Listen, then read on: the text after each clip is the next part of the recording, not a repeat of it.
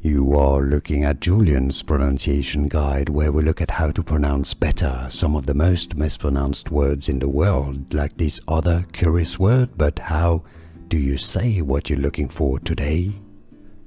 Let's learn once and for all how to pronounce this name. If you want to learn more confusing pronunciations of confusing names, make sure to stay tuned. So there are different pronunciations indeed. This is a name of Swahili origin, and so if you want to learn the Swahili pronunciation and how it's usually said in English as well.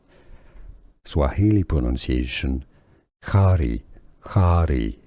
Now in English it's more commonly pronounced as Khari, Khari, English pronunciation, or Khari or Khari.